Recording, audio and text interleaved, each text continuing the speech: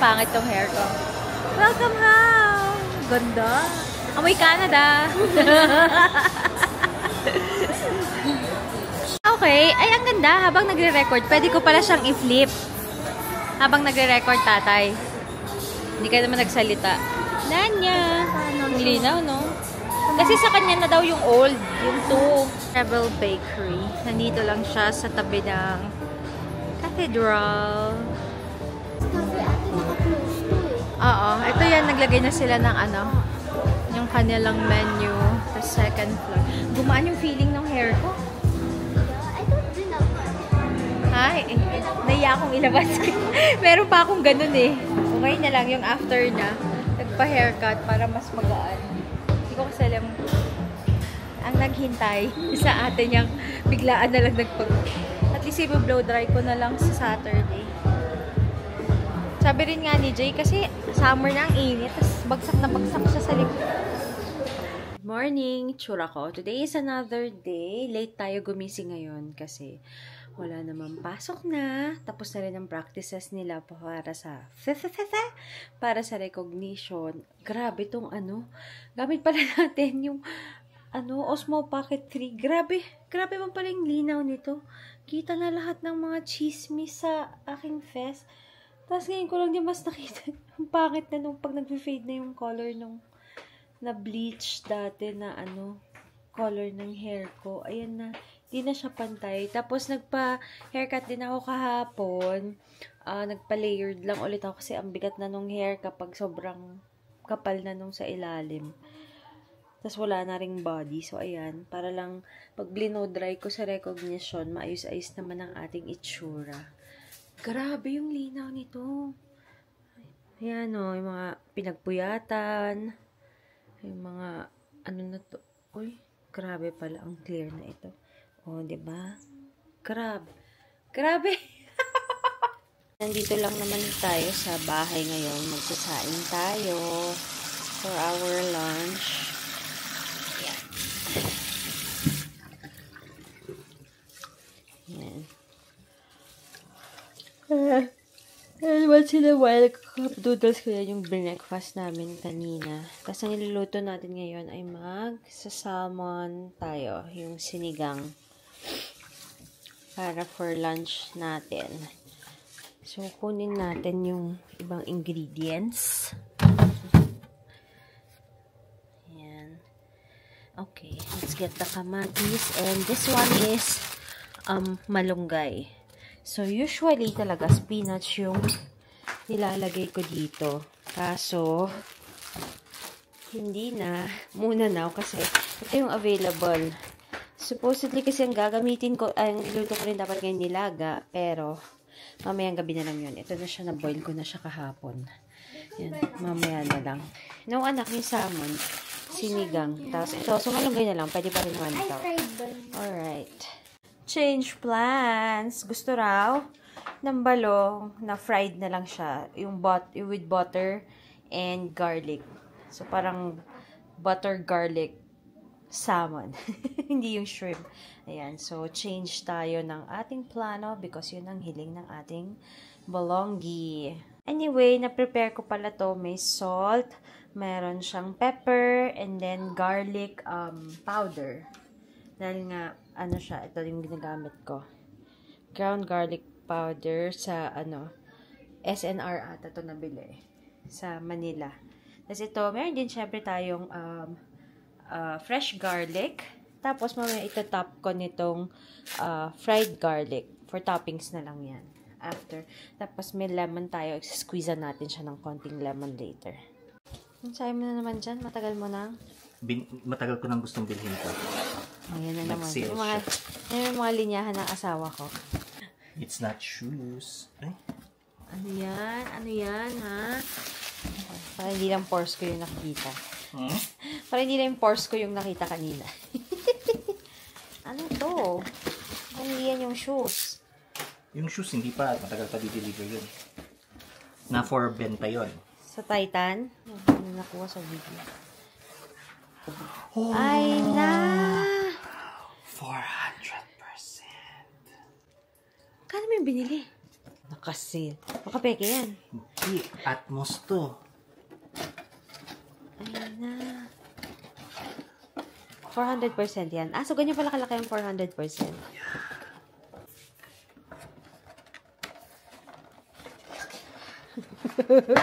$400%. Wow. Yan ba yung 2? Yung uniform nila? Oh! Ang laki naman. May baby siya. Wow! How much yan po? Kasi mura lang yan. Mura lang yan. Display mo na Dan. Wow! Yung light lang. Light lang siya. Squid Game Netflix use with permission. At least di siya sobrang bigat. Para saan niya maliit? Hawakan niya? Sa kamay niya? Ganito talaga yung, ito yung 100%, then yung 400%. Oh, nagagalaw. Kala ko hawak niya yung maliit. And let's cook na. Mga 30 minutes na rin siyang nakaganyan. Tapos naluto na rin yung rice natin. So, ready na tayong mag-cook. So, I put a little bit of oil. Konti lang. Kasi lalagyan din natin siya ng unsalted butter later. So, skin side first. Yung ating ipa-fry. Ayan. Lagay natin siya dyan. At saktong heat lang. Ayan. So, sobrang hina. Lalakas. Ayan. Ayan. Teka lang. Ayan. Kasi skin side naman siya. So, galaw-galaw lang natin para na-spread yung oil sa ilalim. So, there. And then, we'll cover para parang na-steam na siya. Tapos, while we do that, ito, kagabi, in-order namin to. May kasamang kebab. Tapos, yung chicken na beef kebab, chicken kebab. Parang ganon.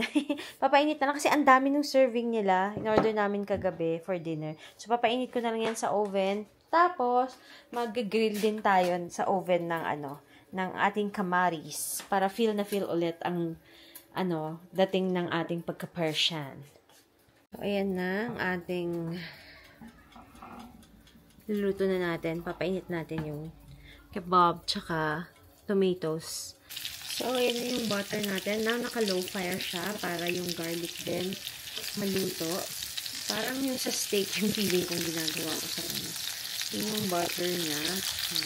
Okay, so nabaligtad ko na siya. So, pag tinignan niya, nagsistart na siyang magkulo-kulo. So, yung lasa niya, hopefully manonood na siya dun sa mga garlic na nalagay natin. Pero, yung skin, no? Para siyang pa-crunchy na. Kaya, yun yung kinaganda ng ipiprito muna siya sa konting oil. Para, para siyang pa-toasted effect. Yan! Here you go! Ito na siya. Naluto na yung ating salmon. Kasi hindi ko na nilagyan ng mga toasted garlic kasi medyo na-toast na rin yung fresh garlic natin. So, ito. Tapos, napainit na rin natin yung ating Persian kebabs. Kinamular. Nihintay ko na lang. Inulit ko yung tomatoes para talagang mag-grilled effect siya. Kulang, dapat may olive oil. Okay, testing. Kung gumagana siya ng may mic. Kung ito talaga, makapwede na pa na ito. Ayun yung kanya meter niya sa taas, oh. So, puti na lang tayo. Tingnan natin. Ayan, bigla akong naligo, biglang nag-makeup. We have to leave kasi mi-meet namin yung kumare namin. Long time friend namin from Manila.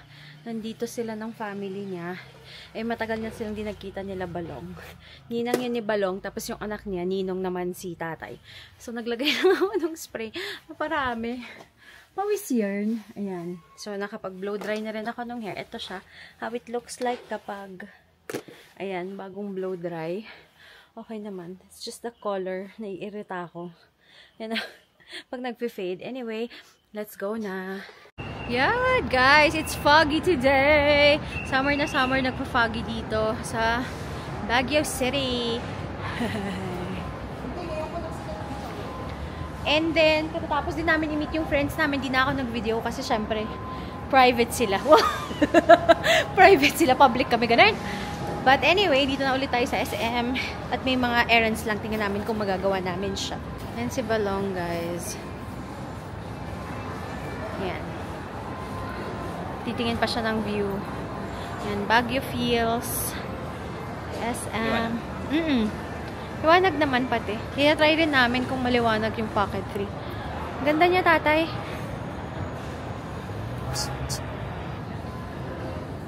Dito yung sa terraces. SM Terraces. Seattle Coffee. And then, let's go to Dep Store. Dadaan kami ng Dep Store kasi tingin lang ako kung may makita akong shoes na gagamitin ko sa recognition kasi hindi nagkasya sa akin yung shoes ng kapatid ko. Masyadong malaki yung paa ko. Mawawarak ko talaga yung shoes niya. Diba lang? Ayan. Punta kami sa Dep Store. Tingin ng shoes tapos baka bili rin ng moisturizer and stuff like that. See ya!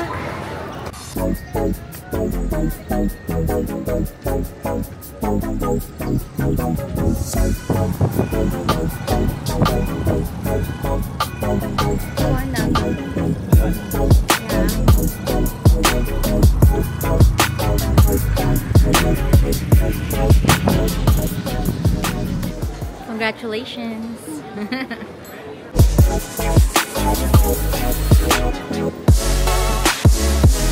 Mama! Are you proud? Yeah.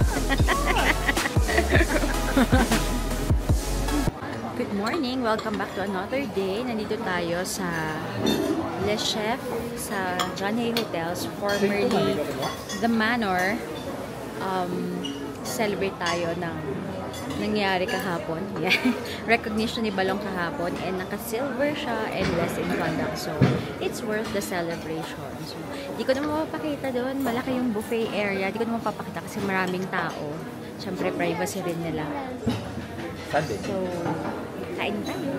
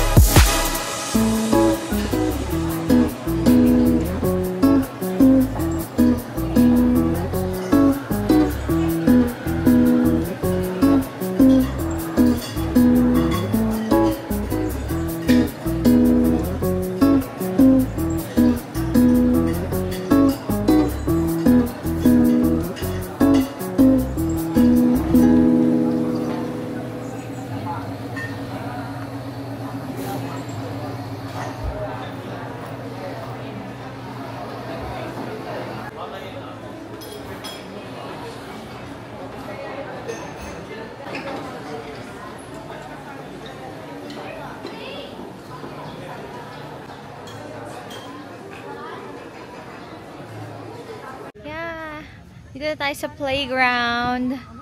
Ang cute nito. Oh. Ayan, yung mga laruan doon, anak. Ito yung buo. And our Philippine flag. So, ito siya. Nag-convert kayo to dollar, tapos magko-convert ulit yung dollar nyo to Vietnam. Yes! Hello! Mama! 54 yan, ma'am. Eka sa Ma! akin later. Ay, gano'n. Sabi ko, Ala! Sabi ko. Nagdi-discuss sila ng dollars. Guys. So, ito yung buong manor na playground.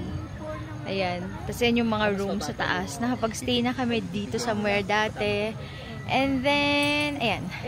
Masaya dito, mga kids talagang takbuhan. Tapos ito, ang cute nito, bago lang to. Dati wala ito eh. Pero matagal na yun. Pandemic pa kami nagstay dito kasi mura nung time na yun. Si Balong nagtatago. Wow! Wow! Yan. This is how it looks like.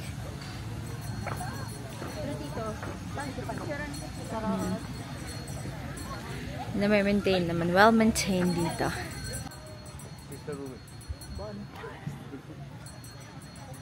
Cafe Balay.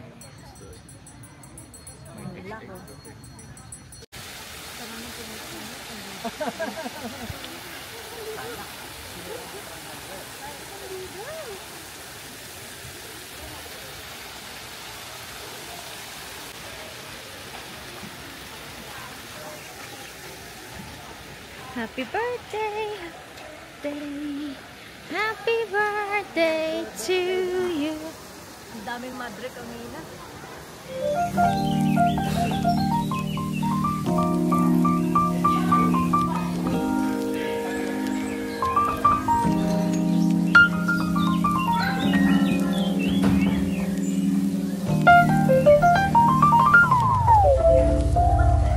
Ha? Diyan pa sila.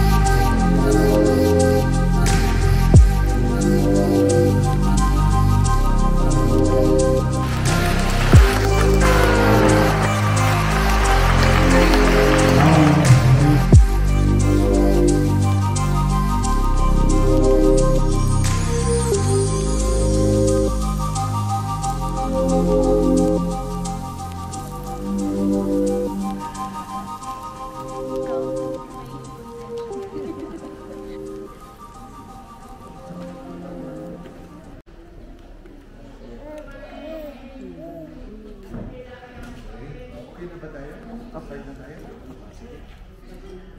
In the name of the Father, and the Son, and of the Holy Spirit. Amen. Parents, Adren, and Fizia, bakit kayo nandito? Pabinyag. Pabinag, okay. You have asked to have your... The Lord is my shepherd, there is nothing I shall want. The Lord Lord's my shepherd, there is nothing that I should want. The Lord is my shepherd, there is nothing I shall want. He guides me in right paths for his name's sake. Even though I walk in the dark valley, I fear no evil. For you are at my side. With your rod and your staff that give me courage. The Lord is my shepherd, there is nothing I shall want. You spread the table for me in the sight of my foes. You anoint my head with oil. My cup overflows. The Lord is my shepherd, And there is nothing I shall want. Guided by Christ, he is to walk always as John of the light.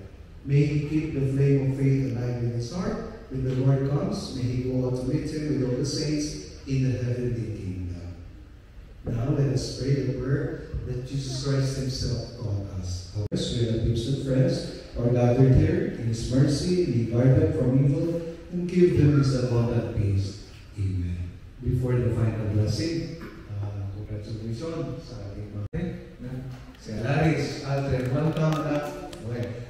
Apat po ang natanggap niya ngayong araw ito. Una, yung kanyang membership. Ang